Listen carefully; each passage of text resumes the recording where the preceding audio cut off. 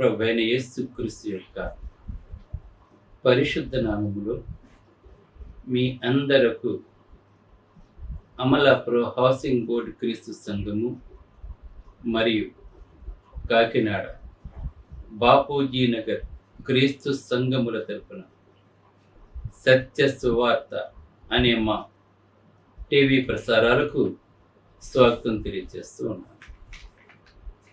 ఇవాళ ధ్యానాంశం ఏంటంటే, అందరూ ఎందుకు యేసును అంగీకరించటం లేదు. ధ్యానాంశం, అందరూ యేసుని ఎందుకు అంగీకరించటం లేదు. ప్రార్థన చేసుకుందాం. పరలోకమందున్న మా ప్రియ తండ్రి, పరిశుద్ధుడా, నీ పరిశుద్ధ నామమునకు స్తోత్రములు తండ్రి. ఇవాళ అందరూ యేసుక్రీస్తుని దేవుని కుమారుడుగా ఎందుకు అంగీకరించడం లేదు అనే అంశం మీద మాట్లాడబోతుండగా నాయన, మా ప్రియులందరికీ అర్థమయ్యే రీతిలో చెప్పి, యేసుక్రీస్తు మాత్రమే లోకరక్షకుడు, యేసుక్రీస్తు మాత్రమే అందరికీ ప్రభు అని ఈ ప్రసంగం ద్వారా నీవే మాట్లాడమని క్రీస్తు యేసు నామములో ఈ ప్రార్థన చేయుచున్నాను తండ్రి, ఆమేన్.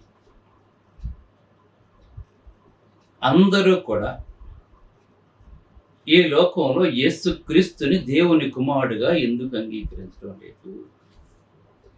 దేవుని కుమారుడేంటి, దేవుడేంటి అని అనుకోకుండా, దేవుని కుమారుడని మనకు వ్రాయబడిందంటే దేవునితో సమానుడు, దేవునితో సమానుడు.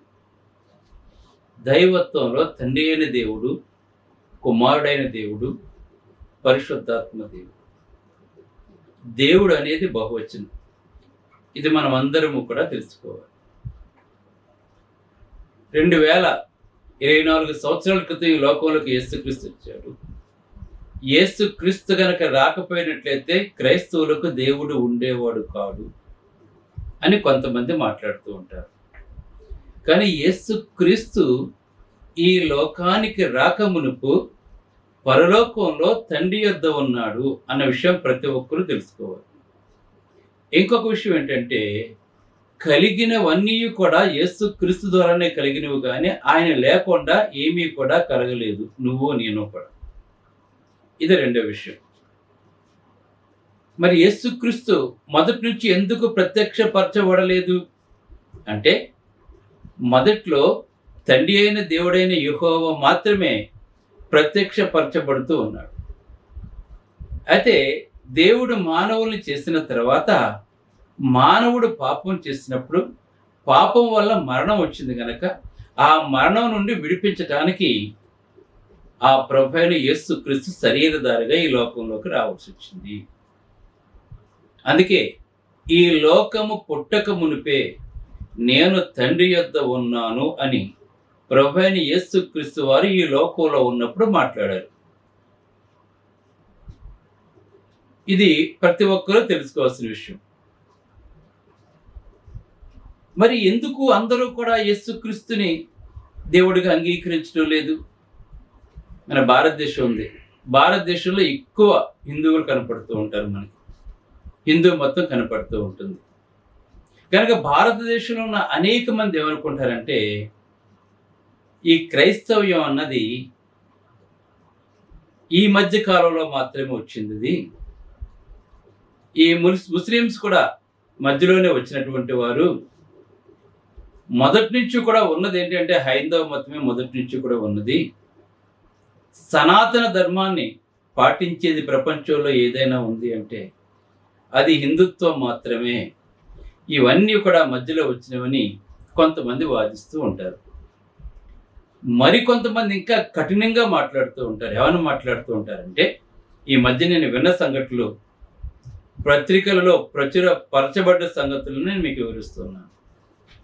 మరికొంతమంది అయితే ఏమంటారంటే, ఈ క్రైస్తవ్యాన్ని ఎడారి మతం అని పిలుస్తారండి. ఎడారి మతం అంటే ఏంటి?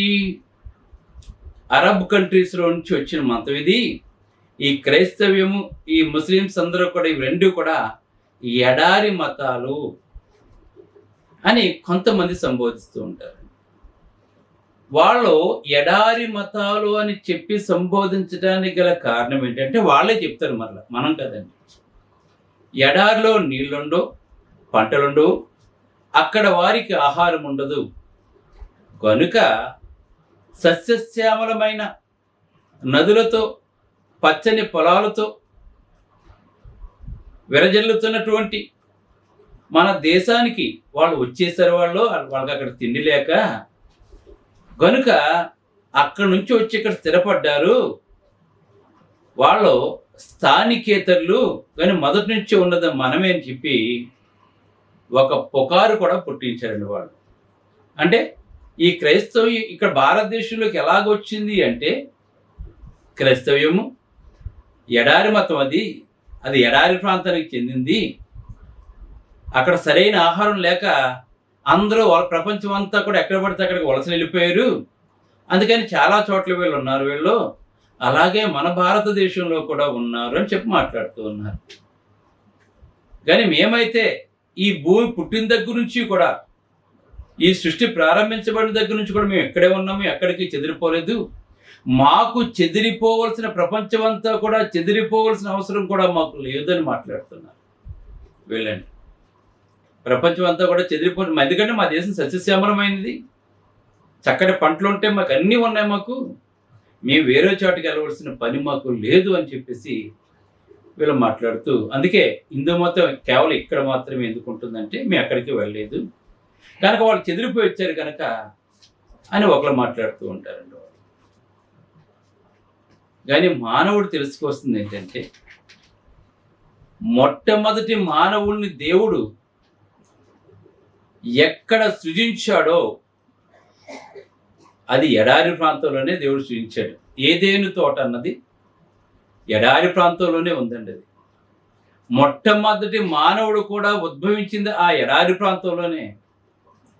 ఈవేళ మనం అందరము కూడా ప్రపంచం నలుమూలలా కూడా ఆయా ప్రాంతాల్లో మనం ఉన్నాము అంటే దానికి కారణం ఏంటంటే, మనం అందరము కూడా ఆ ఎడారిలోంచి వచ్చినటువంటి వాళ్ళే మనం అందరము కూడా.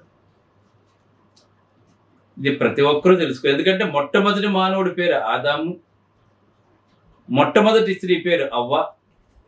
వీరిద్దరి సంతానంలో ప్రపంచంలో ఉన్న వాళ్ళందరూ కూడా.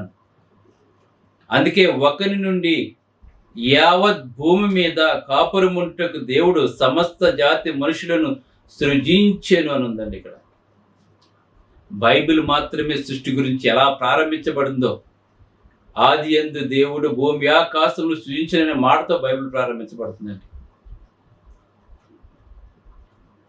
ఈవేళ మనుషులు, అక్కడున్న మనుషులు ఎలా చెల్లా చెదురైపోయారో, దేవుడు ప్రపంచం అంతటిని వాళ్ళని ఎందుకు పంపించాడో అది బైబిల్ చదివినటువంటి వాడికి అర్థమవుతూ ఉంటుంది.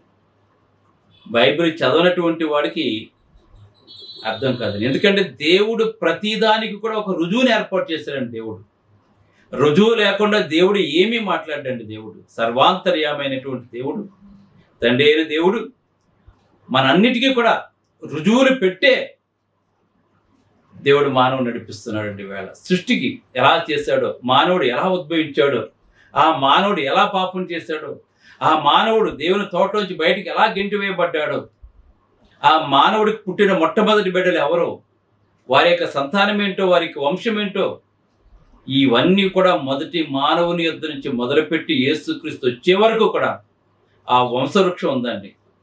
అలాగే ఇతర ఏ మతానికి కూడా లేదండి ఇటువంటి వంశ చరిత్ర. ఏ మతానికి కూడా లేదండి. ఈవేళ ఎడారి మతం, వాళ్ళకి అక్కడ గతి లేక ఇక్కడికి వచ్చారు అని మాట్లాడేవారు మరి కొంతమంది. ఎలా మాట్లాడుతున్నారంటే నిజంగా ఈవేళ తమ నోటికి ఏదొస్తే అది మాట్లాడేస్తున్నారండి వాళ్ళు. ఇంకా చాలా రకాలుగా మాట్లాడుతూ ఉన్నారు వాళ్ళు. వాళ్ళకి చరిత్ర తెలియక. కానీ బైబిల్ ప్రతి దానికి కూడా ఆధారం చూపిస్తూ ఉంటుందండి.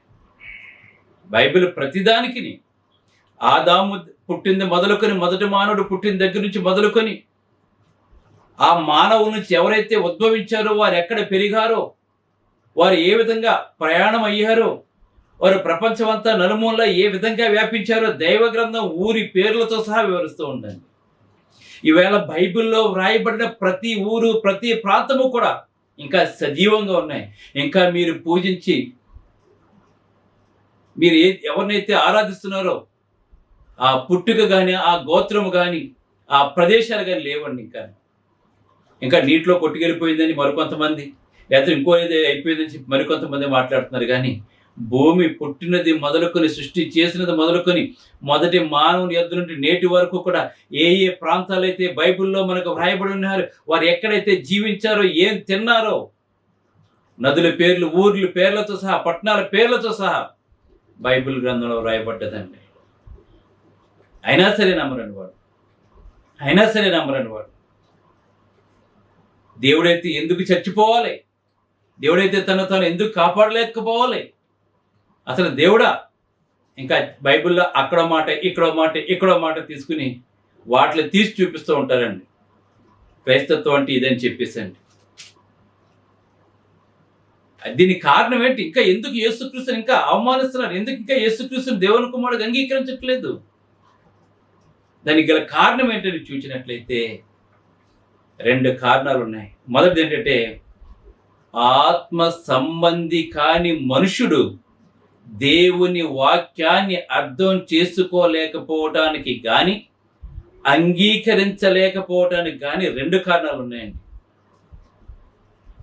ఆత్మ సంబంధం కాని మనిషి అంటే ఈ లోక సంబంధమైన మనిషి క్రైస్తవ్యాన్ని అంగీకరించలేకపోవటానికి కానీ, దేవుని వాక్యాన్ని అర్థం చేసుకోలేకపోవటానికి కానీ, ఆ దేవుని యొక్క వాక్యం, ప్రకటిస్తున్నటువంటి వాక్యము అంగీకరించలేకపోవడం ప్రధాన కారణం ఏంటంటే, దేవుని ప్రత్యక్షత వారికి వెర్రితనంగా ఉంటుందండి. అది యేసుక్రీస్తు వాళ్ళకి ఎలా ఉన్నాడంటే వెర్రితనంగా ఉన్నాడండి. ఆయన వాళ్ళకి యేసుక్రీస్తు అంటే ఒక కర్ర మీద వేలైనటువంటి వాడు, చచ్చిపోయినటువంటి వాడు, చంపబడినటువంటి వాడు, అంతే. ఆయనకి ఎటువంటి శక్తులు లేవు, ఎటువంటి ప్రభావము లేదు అని వెర్రితనం అండి. వెర్రి మాట్లాడతారు వీటిని. మనం వెర్రివాళ్ళు ఎలా మాట్లాడతారో వాడికే తెలియదు, వినేవాడికి అసహ్యం కలుగుతుంటుంది. వెర్రివాడు మాట్లాడుతున్నాడు, జ్ఞానం లేనివాడు మాట్లాడుతున్నాడు, వినేవాడికి అసహ్యంగా ఉంటుందండి. అలాగే వెర్రి మాట్లాడి యేసుక్రీస్తుని అంగీకరించలేకపోవడానికి కారణం ఏంటంటే, దేవుని యొక్క ప్రత్యక్షత వారికి వెర్రితనంగా ఉంటుందండి. అందుకే వెర్రి మాటలు మాట్లాడుతుంటారు. అది నోటుకొచ్చింది మాట్లాడుతుంటారు, తెలియని మాటలు మాట్లాడుతుంటారండి వాళ్ళు. అతని ఆలోచన ఎలా ఉంటుందంటే ఎప్పుడు కూడా లౌకికంగానే, ఈ లోక సంబంధంగానే ఉంటుంది. దేవుడు ఎవడన్నా తన పిల్లల్ని చంపేస్తాడా, నరకానికి పంపించేస్తాడా, వాడు దేవుడా అని మాట్లాడుతున్నారు. అంటే మన పిల్లలు మనం తప్పు చేస్తుంటే మనం శిక్షించమనం కదా. మన పిల్లలు మన కళ్ళ ముందు తప్పు చేస్తుంటే మనం ఏమనం మనం, ఎందుకంటే మన మంచోళ్ళు మనం కదా, దేవుడు చెడ్డోడు. నీ పిల్లవాడు నీ ఎదురుకుండా కళ్ళ ముందు పాడైపోతాడు, నువ్వు ఏమనవా? నువ్వు శిక్షించవా, దండించవా? నీ పిల్లవాడు నువ్వు ఎప్పుడూ కూడా కొట్టలేదా నువ్వు తప్పు చేసినప్పుడు? దేవుడు ఎందుకు శిక్షిస్తాడు? దేవుడు అంటే భయపడి తప్పు చేయకుండా ఉండటానికి, పాపం లేకుండా ఉండటానికి శిక్షిస్తుంటాడు. దేవునికి కక్ష కాదు సృష్టించడం, చంపేయటానికి. యేసుకి నరకం ఉందంట, దేవుడు తనే సృష్టించి తనే నరకంలో పంపించేస్తాడంటే దేవుడు అని మాట్లాడుతూ ఉంటాడు. ఇప్పుడు నీ కొడుకు ఉన్నాడు, తన తల్లిని చంపేస్తే నువ్వు తండ్రి నువ్వేం చేస్తావు? ఆహా మంచి పని చేస్తారని చెప్పి అనుకుంటుంటావా నువ్వు? లేదా తల్లి ముందు తన కంట తండ్రి కత్తితో చంపేస్తే తల్లి ఆహా నువ్వు చాలా గొప్పవాడు, నువ్వు మంచి పని చేస్తావు అంటారా ఎక్కడన్నా? ఎవరు అంటారు? అలా అంటారా? తప్పు చేసిన వాడిని శిక్షించకపోతే మనిషి ఎలా భయపడతాడు? నేను చదువుకునే రోజుల్లో స్కూల్లో చిత్తకొట్టేశారు మమ్మల్ని. ఎందుకని? బాగా చదువుకుంటామని. మాస్టర్కి మా మీద కక్ష కాదు, మేము ప్రయోజకులు అవుతామని. దాని కక్ష అని అనకూడదు, అనలేకూడదని. మనం సరైన మార్గంలో నడిపించడానికి ఎవరో ఒకరు భయం ఉండాలి. భయం లేకపోతే ఈవేళ మనం పెంచుకొని వాటిని కొడుతూ ఉంటాం అప్పుడప్పుడు, మన మాట వినకపోతేనే. ఎందుకంటే వాటికి మనకు వాటి మీద అధికారం ఉంది. అలాగే దేవుడు కూడా శిక్షిస్తూ ఉంటాడు. నరకాన్ని పంపించేస్తాడా? మన దేవుడు చూడు. కానీ వీళ్ళు మాత్రం రంపాలతో కోసేస్తారు, వేడి నోట్లోంచి ముంచేస్తుంటారు. ఇవన్నీ చెప్తుంటారు వాళ్ళు. కానీ క్రైస్తవ దగ్గరికి వచ్చినట్టు మాత్రం వాళ్ళు ఎన్ని రైటు, మిగిలిన వాళ్ళు అన్ని తప్పు అన్నట్టు మాట్లాడుతుంటారు. కరెక్ట్ కాదండి ఇది. కారణం ఏంటంటే వెర్రితనం. దేవుని యేసుక్రీస్తుని దేవుని కుమారుడిగా అంగీకరించబడడానికి కారణం ఏంటంటే లౌకిక సంబంధమైన మనుషులండి. మేము మేము సర్వంలోనూ దేవుణ్ణి చూస్తాం మాట్లాడతారు కొంతమంది. మేము సర్వంలోనూ దేవుణ్ణి చూస్తాం అని మాట్లాడుతుంటాడు. దేవుడు సర్వాంతర్యామియే, కానీ ఆయన సృజించినవి దేవుళ్ళు కాదు, దేవతలు కాదు అవి. మానవుని అక్కర కొరకు దేవుడు సృజించాడండి. సూర్యుడు వెలుగు కొరకు మనకు సృజించబడింది. నేల మనకి విత్తనాలు ఇవ్వడానికి, బ్రతికించడానికి, మనం జీవించడానికి యోగ్యమైనది దేవుడు నేల సృజించాడు. ఇవి దేవతలు దేవుళ్ళు కాదండి, మన పరిచారకులు ఇవన్నీ కూడా. గాలి, వెలుతురు, అగ్ని, నీళ్ళు ఇవన్నీ కూడా మన పరిచారకులు, మన నిమిత్తం దేవుడు సృజించాడు. ఆ సమస్తాన్ని సృజించిన దేవుని మానేసి ఈ సృష్టిలో ఉన్నవన్నీ దేవుడు దేవతలుగా మాట్లాడుతూ ఉన్నారు. డబ్బుకో దేవత, చదువుకో దేవత, భయానికో దేవత, ఇలా ఉండరండి. ఆ దైవత్వంలో స్త్రీయే కనపడదండి. ఆత్మకు స్త్రీ అని పురుషుని భేదం ఉండదు. సంతానోత్పత్తి నిమిత్తం మాత్రమే దేవుడు పురుషుని స్త్రీని చేశాడు ఇక్కడ భూమి మీద. బైబిల్ క్లియర్గా తెలియజేస్తుందండి. కనుక యేసుక్రీస్తుని అంగీకరించలేకపోవడం కారణం ఏంటంటే దేవుని ప్రత్యక్షత వారికి వెర్రితనంగా ఉంటుందండి. యేసుక్రీస్తు గురించి మాట్లాడుతుంటే, ఇలా బోధిస్తుంటే వాళ్ళకి ఎలా ఉంటుందండి? వెర్రితనంగా ఉంటుందండి. ఎందుకంటే అతని ఆలోచన లౌకికంగా ఉంటుంది కనుక, ఈ లోక సంబంధంగానే ఉంటుందండి. మేము అన్నిట్లోనూ దేవుడిని చూస్తాం, మేము గొప్పవాళ్ళం, మేము సనాతన ధర్మం మాకుంది, సనాతన ధర్మం. ఈవేళ మనిషి ఒక ఆచార్యాన్ని పెడతాడండి. మనిషి ఒక ఆచార్యాన్ని పెడుతూ ఉంటాడు. ఈవేళ భార్య చనిపోతే ఎవడో పెట్టాడండి. ఎవరైనా భర్త చనిపోతే భార్య కూడా నిప్పుల మీద పెట్టి కాల్చేయాలి. ఇది సనాతన ధర్మం. ఇది ఎంత గౌరవం చూడండి. భర్త చచ్చిపోతే మళ్ళీ తర్వాత బోడిగుండు గీయించేసి తలచేరి కట్టేసేసి ఎవరికీ కనపడకూడదు. ఇటువంటి ఆచారాలు బైబిల్లో లేవు ఎక్కడ కూడా మనకి. భర్త చనిపోతే భార్యను దాని మీద పెట్టి కాల్చేయాలని చెప్పి దైవగ్రంథం ఎక్కడ చెప్పలేదండి. ఇలాగా కులాలు మతాలు సృష్టించింది ఎవరండి? క్రైస్తవ మతంలో కులాలు మతాలు ఉండు, అందరూ ఒక్కరే, రక్షించబడ్డ ప్రతి ఒక్కరూ కూడా ఒక్కరే. కానీ మీకైతే ఈ లోకంలో ఉన్న వాళ్ళకైతే కులపిచ్చితో వేళ దేశం సర్వనాశనం అయిపోతుంది. మన భారతదేశం వేళ కులపిచ్చి, ఎక్కడికి వెళ్ళినా సరే కులపిచ్చి. దేవుడు ఒకలాగును పుట్టిస్తే దేవుడు కాదని వాడు. అటువంటి దేవుడు ఎలాగవుతాడు? శిరస్సులోంచి కొంతమంది సృజించబడ్డారు, భుజంలోంచి కొంతమంది సృజించబడ్డారు, బొడ్డులోంచి కొంతమంది సృజించబడ్డారు. ఏంటిది? దేవుడు పక్షపాతమా? ఒక ఇంట్లో ఇద్దరు పిల్లలు ఉంటే తల్లిదండ్రులు ఇద్దరు సమానంగా చూస్తూ ఉంటారు. ఒక అన్టచబుల్ అని చెప్పి ఒకటి గొప్ప అని చెప్పి చేస్తే వాళ్ళ తల్లిదండ్రులే కాదండి, వాళ్ళు దుర్మార్గులు అండి. వాళ్ళు అసలు దేవుడు దుర్మార్గుడు కాదు. కులాలు సృష్టించేసి మనుషులు దూరం చేసేసి ఈ కులాల కుమ్ములాట్లో చచ్చిపోతూ మాది గొప్ప అని చెప్పుకుంటూ కొట్టుకు చచ్చిపోతున్నారు ఇవాళ జనాలు. ఇవాళ కానీ క్రైస్తత్వంలో ఎవరైనా ఒకటే. రక్షించబడిన ప్రతి ఒక్కరూ కూడా యూదులని గ్రీస్తుని భేదం లేదండి. అందరినీ సమానంగా చూసేదండి. ఈవేళ చర్చిలో దేవుని మందిరాల్లోకి వస్తే పేదవాడైనా గొప్పవాడైనా ఒకే చోట కూర్చుంటాడు. కానీ మీ దేవాలయాలకు విఐపి దర్శనాలు ఉంటాయి, మీకు ప్రత్యేక దర్శనాలు ఉంటాయి, మీకు సెలబ్రిటీలకు వేరేగా ఉంటాడు దేవుడు ముందరకు వచ్చిన వాళ్ళకి. క్రైస్తత్వం ఇటువంటి లేవు. కనుక యేసుక్రీస్తుని దేవుని కుమారుడిగా అంగీకరించినప్పుడు కారణం దేవుడు తెలియజేస్తాడు. దేవుని ప్రత్యక్షత వారికి వెరితనంగా ఉంటుంది, అతని ఆలోచన లౌకికంగా ఉంటుంది. కనుక ఆత్మ సంబంధి కాని వాడికి దేవుని ఉపదేశం ఎలా అన్యులుగా తోస్తుందండి. ఆత్మ సంబంధ సందేశం ఎలా ఉంటుందంటే ఏదేదో పిచ్చిదాని కింద ఉంటుంటుందండి. వాళ్ళకి ఏదో వాళ్ళ మతం వేరు, మన మతం వేరు, మీరు వేరు. అసలు సమస్తాన్ని దేవుడే సృష్టిస్తే మీరు ఇక్కడికి రాకూడదు, మేము అక్కడికి రాకూడదు, ఇక్కడ ఇది మాది అని మాట్లాడుతుంటాడు. చచ్చిపోయినప్పుడు తెలుస్తుంది నీకు ఏది నిజమో ఏది అబద్ధమో. బ్రతికి ఉన్నంత వరకు కూడా మీకు తెలియదు. మీకు దేవుడు క్షమిస్తున్నాడు, మార్పు చెందుతామని దేవుడు చూస్తున్నాడండి. ఈవేళ అందరూ అంతటా మారు మనసు పొందని దేవుడు ఈవేళ చూస్తున్నాడు. ఈవేళ దేవుడు కనుక శిక్షిస్తే భూమి మీద ఏ మానవుడు కూడా ఉండడండి. తప్పు చేసిన వాడిని దేవుడు శిక్షిస్తే మారు మనసు పొందని దేవుడు కోరుకుంటున్నాడు. అందుకే సిలువను గూర్చిన వార్త నశించుచున్న వారికి వెరుతనం. కొరింథీయులకు రాసిన 1:18 తెలియజేస్తున్నాడు. సిలువను గూర్చిన వార్త, మూడు మేకుల్లో కొయ్యి మీద ఏలాడినటువంటి వాడు, చచ్చిపోయినటువంటి వాడు, తను కాపాడుకోలేనటువంటి వాడు దేవుడా? ఇదేం దేవుడు? మాయముండా దేవుడు? నరకం ఉందండి. నరకం ఎక్కడుంది? నరకం మాట్లాడుతూ ఉంటారండి. అయితే సిలువను గూర్చిన వార్త నశించుచున్న వారికి వెర్రితనము గాని రక్షించబడుతున్న మనకు దేవుని శక్తి అండి అది. వాళ్ళు ఎందుకు వచ్చాడు యేసు ప్రభు? ఆయన ఎవరు చంపలేదండి ఆయన్ని. ఆయన చావటానికే, రక్తం చిందించడానికే, ఆ రక్తంతో పాపాలు కడగటానికే వచ్చాడండి ఆయన. ఆయన చనిపోలేదండి, ఆయన తిరిగి లేచాడు. ఇంతవరకు ప్రపంచంలో దేవుడుగా చెప్పుకునేవాడు ఎవరు ఏమైపోయారో తెలియదండి. పుట్టడమే తెలుసు కానీ వాళ్ళు ఏమైపోయారో తెలియదండి. యేసుక్రీస్తు మళ్ళీ తిరిగి లేచాడు, మరణాన్ని జయించాడు, మళ్ళీ రెండవ రాకడలో తిరిగి రానై ఉన్నాడు. ప్రతి నేత్రము కూడా ఆయన చూస్తుందండి, ప్రతి నేత్రం ఆయన చూస్తుందండి. తెలుసుకోవాలి మనం అది. అందుకే అయితే మేము సిలువ వేయబడిన క్రీస్తుని మేము ప్రకటిస్తూ ఉన్నాం. మేము ఎలా ఇంకొక పాయింట్ ఏంటంటే, దేవుని జ్ఞానము లోక సంబంధి ఆలోచన విధానానికి వెలుపల ఉంటుందండి.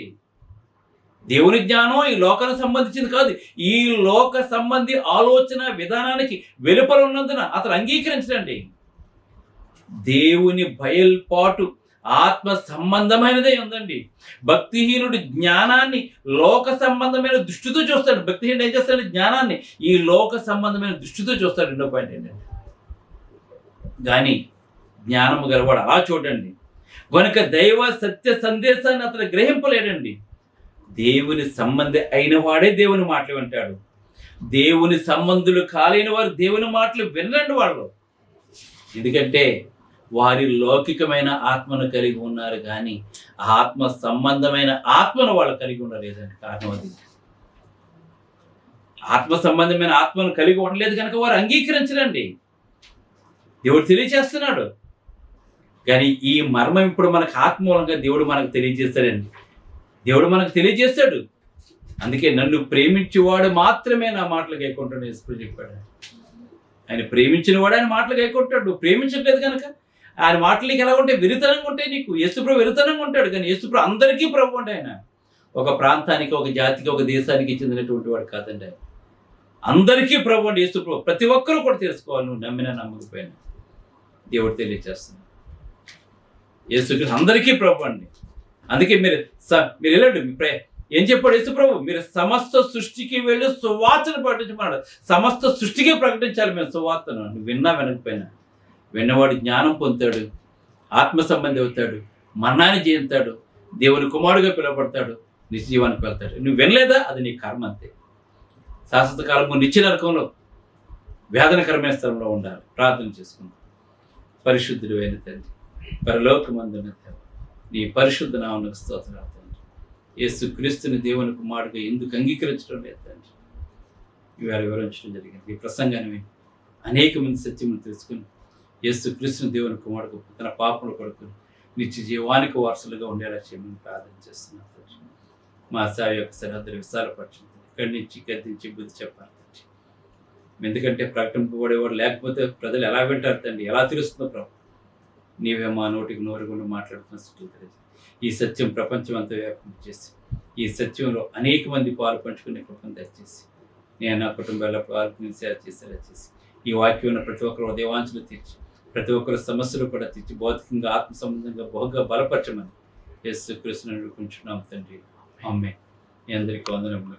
బ్రదర్ జార్జ్ రాజు వారా, church of Christ, housing board, Amalapuram, near KIMS medical college, Konaseema district, 533201.